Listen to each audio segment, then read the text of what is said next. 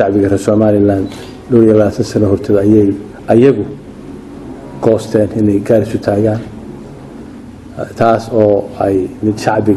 كل واقعنا هيد هذه أدنى إذا أيجو وقتها خاصة مركي أي وحياة ضفر بدن كل عين ودمشاله وديجله ودباتله شعبي Somaliland وحي قاستين إني كارثة تاجان ومن مدودي لصور نقدان إن Somaliland أي أمسنتهاي wada hadalka iyo dialogue naga dhaxeeyay engagement kan ay Turkiga wado inay tahay halka hor loogu mari karo noqon doonaan laba wadan oo walaalo ah oo jaar ah waxaanu qabnaa tan Somaliland nahay inagoo walaalo ah oo jaar ah inaan wax badan istari karo meel la ka soo wada jeesan karo sida walaaladana Djibouti saddex wadan oo walaalo ah oo wax istara oo siman oo isbarbar taagan ayaanu qabnaa in dadka Somaliland iyo Soomaaliya ku jirto Somaliland waxay qabtaa in ay wax ka qaban karto dhibaatada badan ee maanta Soomaaliya ka taagan ee haysta walaalada iyo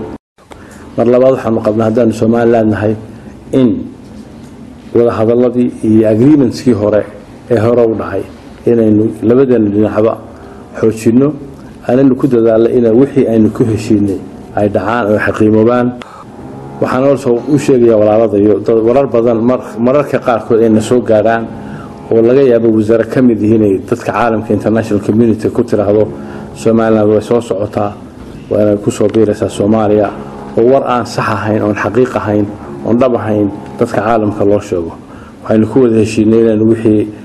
xumaatigeena iska ilaalino waxaanu mar labaad u sheegaynaa walaalada iyo talada Somaliland goosatay waa tala shacbiga Somaliland ka yimid waxaan u mahadcelinayaa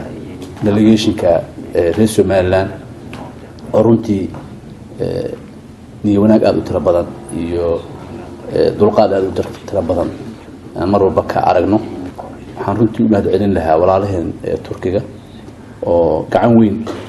ka geystay wada hadaladan iyo sidii mar walba u taabageli lahaayeen u hirgelin lahaayeen. First of all, it's a very good step that both sides very much eager to talk each other. So this is a good sign, and we hope that they can continue this dialogue, and they have some, the mutual agreements to work together.